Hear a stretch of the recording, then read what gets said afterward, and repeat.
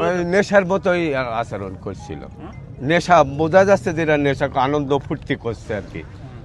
এই অবস্থায় ও পড়ে গেছে, মানে লাভ দিয়েছে নৌকার থেকে, রানিং নৌকার থেকে লাভ দিয়েছে। নিষেধ করেন না যে এটা মত? আমি তো হাল ধরি নৌকা নিয়ন্ত্রণ করছি, ওরা সামনে আমাকে ছাড়া অনেক দূর, ওরা দ্রুত, আমি পিছন নৌকায়, ওরা সামনের নৌকায়। আর আমি ম্যাগ উঠে আছি, আমি তো নৌকা নিয়ন্ত্রণের দিকে ব্যস্ত। আমি ওদের বলছি যে ম্যাগ উঠে আছে, নৌকা কিনারে ভেড়াবো, কাছাকাছি আইসিও গেছে। ওই টাইমে ওর নৌকা থেকে লাভ দিয়েছে পার পিছে। পরে তিনজনে ওরা বাঁচানোর জন্য আরো তিনজনা লাভ দিয়েছে।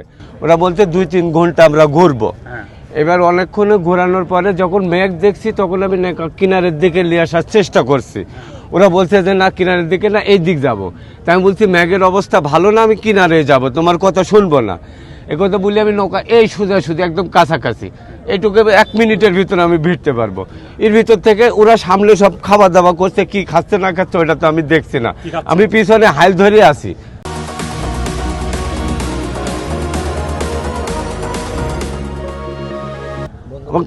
নৌকা আমি রানিং চালাচ্ছি, এর ভিতর থেকে সামনে থেকে একটা লোক গড়ি পড়ে গেছে, আর উঠি নাই। পরবর্তীতে 3 জনা লাভ দিয়েছে ওকে তোলার জন্য, চেষ্টা করছে, ও তুলতে পারি নাই।